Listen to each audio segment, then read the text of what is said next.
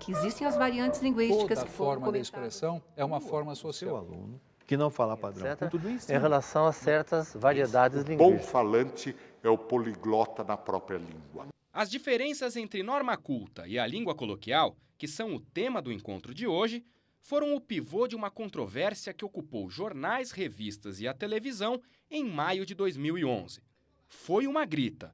Jornalistas acusaram o governo de recomendar um livro didático que ensinava jovens e adultos a falar errado.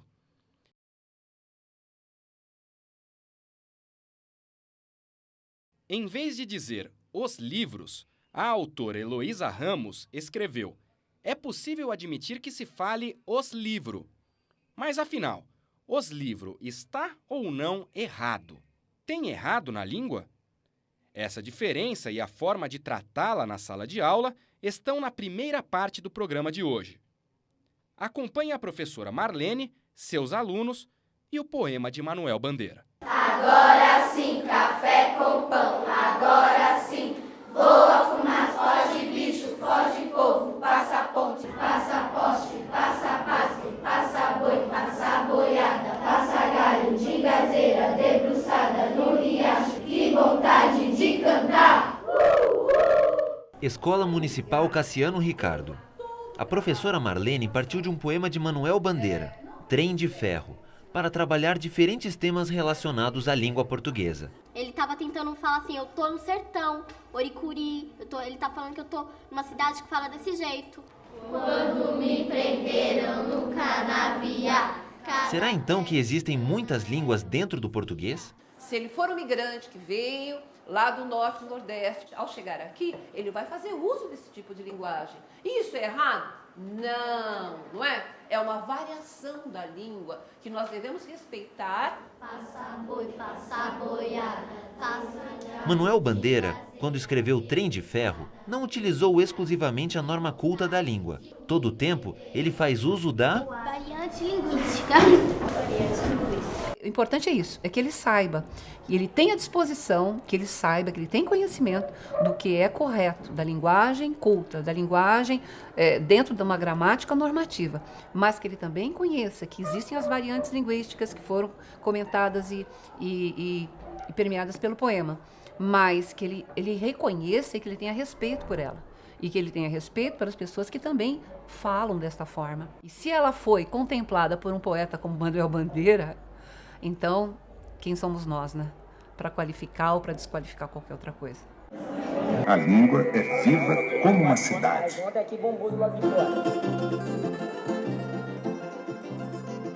No Museu da Língua Portuguesa, em São Paulo, as variantes linguísticas têm lugar de destaque.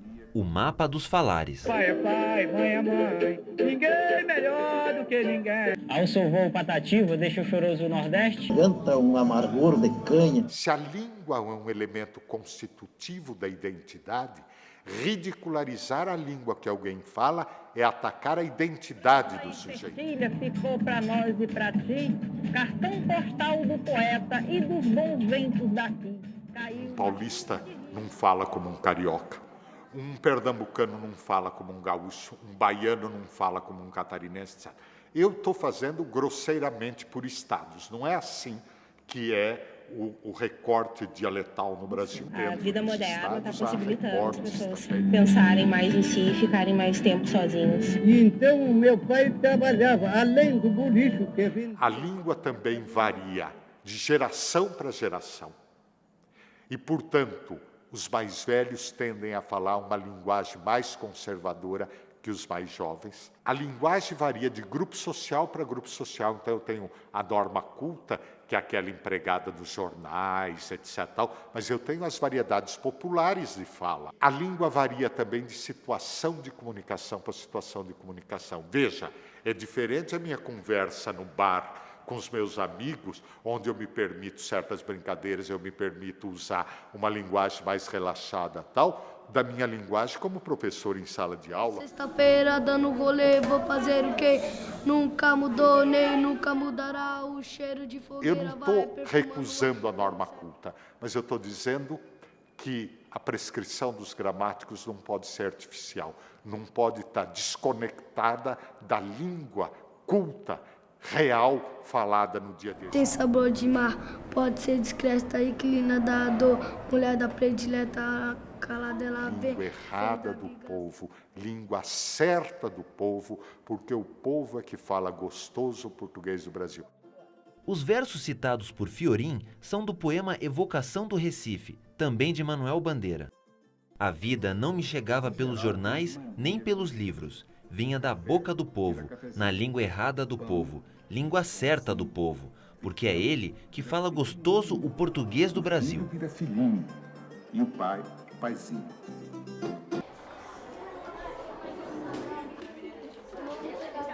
Eu trouxe para vocês, nesta tarde, um texto que é uma produção de texto feita por um dos colegas desta classe. O texto, ao escrever, ele cometeu algumas incorreções.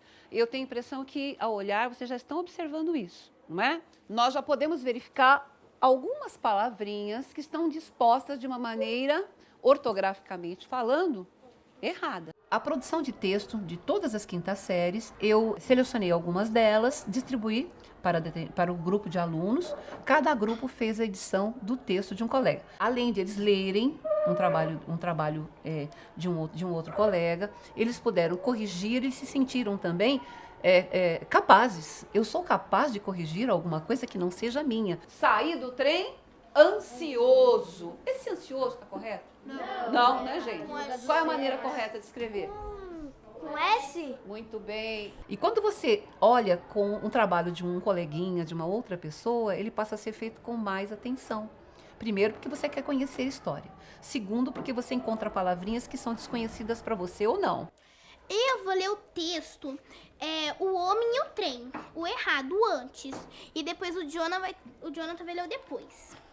Foi um dia que o homem estava na estação esperando o trem passar. Vê os pássaros contando e se apaixa. O maquinista pergunta, é linda a paisagem. Aí aqui ela escreveu linda com M, de repente junto, e agora o Jonathan vai ler o depois, como ficou. O homem e o trem. Um dia, o homem estava na estação esperando o trem passar. De repente, chega a sua locomotiva. O rapaz entra e fica impressionado. Olha a paisagem. Você vai escrever a palavra correta. Na verdade, escrito e oral constituem um contínuo que vai do mais oral, se nós pudéssemos dizer assim, que é a conversa espontânea, passando por aquilo que é oral, mas um pouco menos oral. Por exemplo, uma aula, uma conferência, um sermão. Nós temos aquilo que é francamente escrito, o texto jornalístico, o texto acadêmico, por exemplo, um ensaio, onde eu não tenho interferências da oralidade, mas eu tenho aquilo que é escrito, mas tem elementos de oralidade, o e-mail, por exemplo. Hoje eu tenho visto críticas muito severas ao internetês. Vai acabar com a linguagem. Será mesmo que a internet coloca em risco a nossa língua? Eles escrevem abreviadamente, mas isso é a característica da instantaneidade do oral presente na escrita. Porque às vezes em prova a gente nem percebe e já está escrevendo tudo abreviado.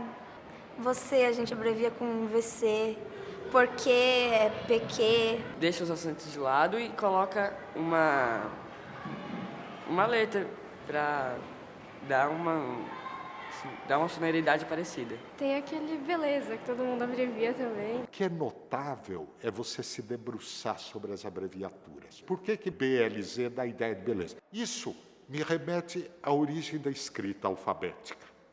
Quando a escrita alfabética aparece entre os fenícios e depois em outras línguas semíticas, não havia vogais. As vogais são desnecessárias nas línguas semíticas dado o fato de um fenômeno que se chama alternância vocálica, as vogais são colocadas conforme a classe de palavra, o radical, etc. Então, elas são muito previsíveis. Então, não precisa de vogal. Quando um menino escreve beleza, ele tem a intuição linguística que presidiu a primeira intuição da escrita alfabética. Eu abrevio com consoante. Veja, isso é notável. Não é uma coisa para eu pôr a mão na cabeça dizendo acabou o mundo. Não, isso é o que estava na base de todas as intuições que presidiram ao aparecimento da escrita alfabética e são renovados pelos nossos jovens. E o processo da linguagem, a língua é viva, ela vai se modificar, a internet vai influenciar. Não tem como, ela é uma mídia muito forte que vai influenciar na linguagem, do mesmo jeito que a TV e que a rádio também já influenciaram, né? O que não pode é empobrecer. Ele tem que ser usado sem esquecer da outra. Né? Não podemos esquecer a norma padrão, a norma formal, por conta do internetês. Fazer uma pesquisa Isso, a pesquisa da biografia. Então agora nós vamos chamar o Gabriel. Os sapos engolem mosquitos. Ninguém passa na estrada. É claro que eles precisam ser bem alfabetizados. É claro que precisa ter um ensino bom de português. Mas a internet não vai acabar com a língua. Passaram, os que ainda vivem e os que já morreram. O que determina o que é errado, o que é certo, etc., é o gênero que eu estou utilizando. É o gênero que determina o que vai ser a correção, o tipo de língua que eu vou usar. Os poucos versos que aí vão, é lugar de outros a que os ponho. Tu que me lês, deixa do teu sonho imaginar como serão. Esse é o trabalho grande e único da escola. É ensinar o aluno a produzir texto e a ler texto. Coloquei na lousa, na última aula. Fizemos uma viagem pela poesia através do poema Trem de Ferro. Escreva com suas palavras o que esse estudo lhe permitiu aprender sobre a poesia. O que um professor faz, no fundo, é abrir os horizontes do seu estudante para a grandiosidade da experiência humana, tornando mais humano. Nas ondas da praia, nas ondas do mar, quero ser feliz, quero me afogar. Nas ondas da praia, quem vai me beijar? Quero estrela d'alva, rainha do mar. Quero ser feliz nas ondas do mar, quero esquecer tudo, quero descansar. Alguma pergunta? Parece que quem se indignou com o texto da professora Heloísa Ramos não assistiu aos programas do curso de pedagogia. Depois do intervalo, mais detalhes sobre a controvérsia em torno do livro Por uma Vida Melhor e as opiniões de linguistas e educadores.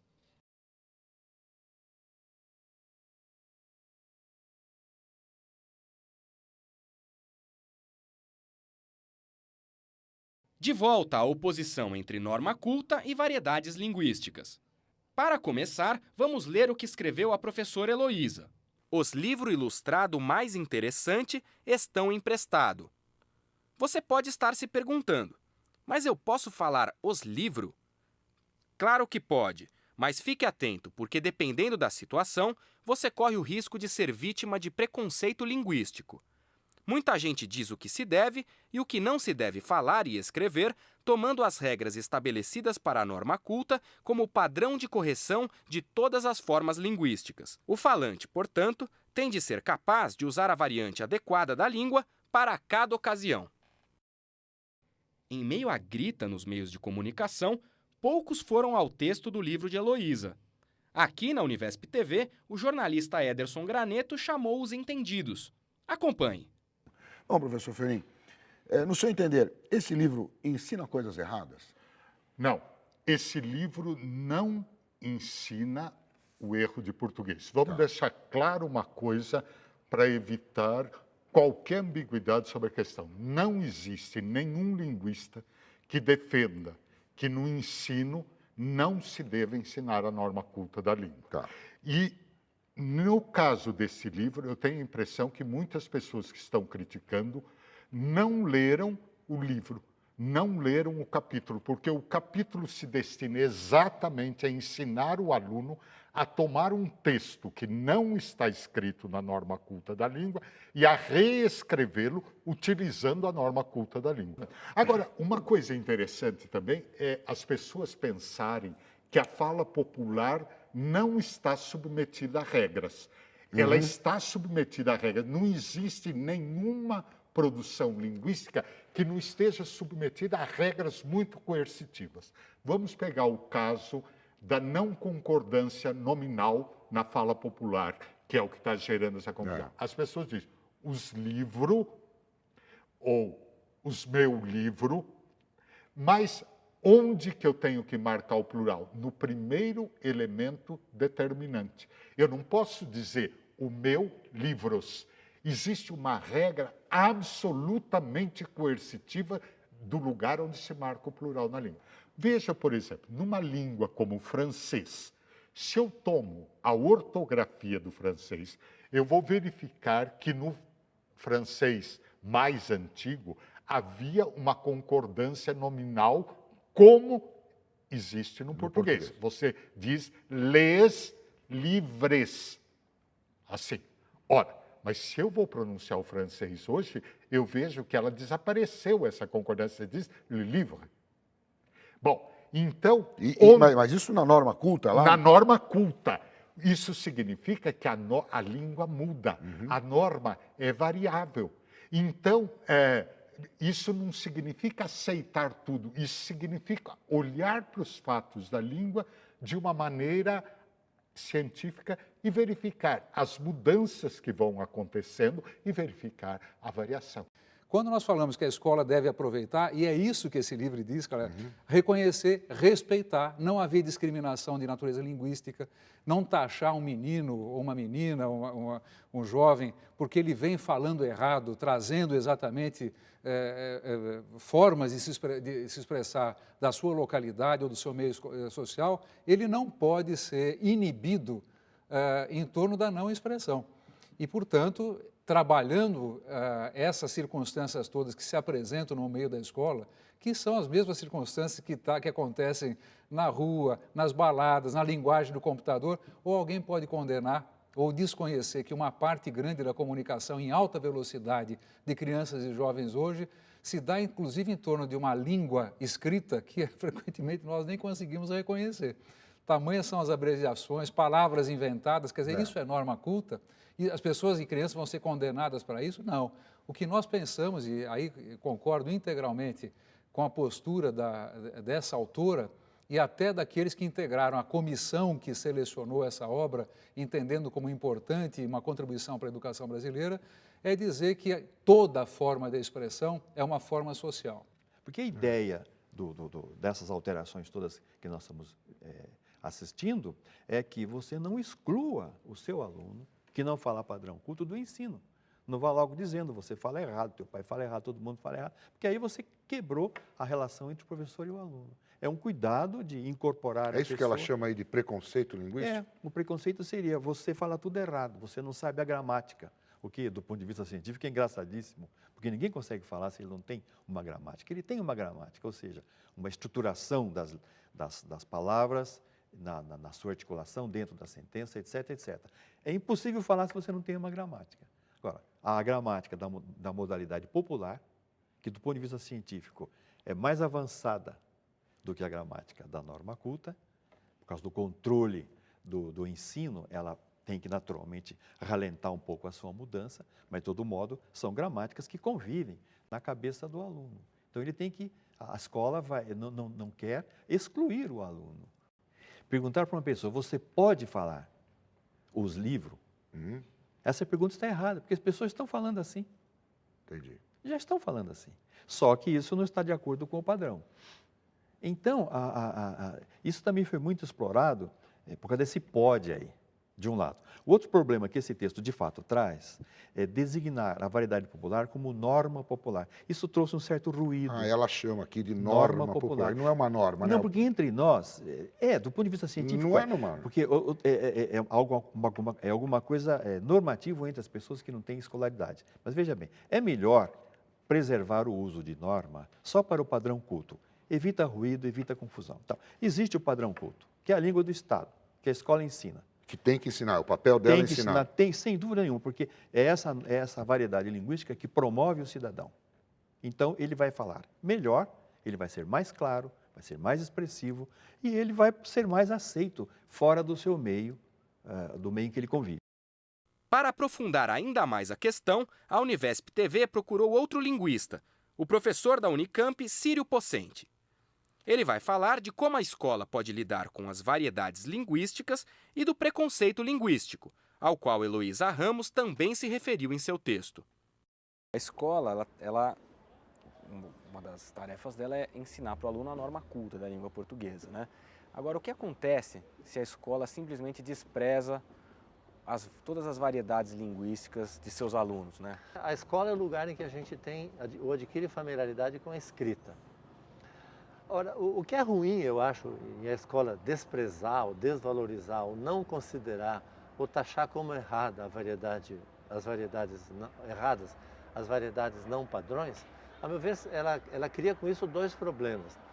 Primeiro, ela perde uma excelente ocasião de ensinar os alunos a analisar dados, isto é, a ter uma atitude científica, analítica, de observação minuciosa diante dos dados. Aprender a classificar, aprender a dizer, por exemplo, que aquilo que se chama de erro, vamos manter o termo para a gente se entender mais facilmente, é um erro que só acontece em certos lugares da língua.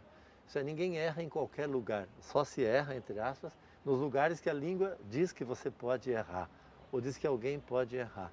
Por exemplo, você diz falar em vez de falar, isso é, você tira o R dos infinitivos, mas não tira o R de qualquer lugar. E segundo, você esquece que grande parte da língua que o aluno aprenderia na escola, ele já sabe.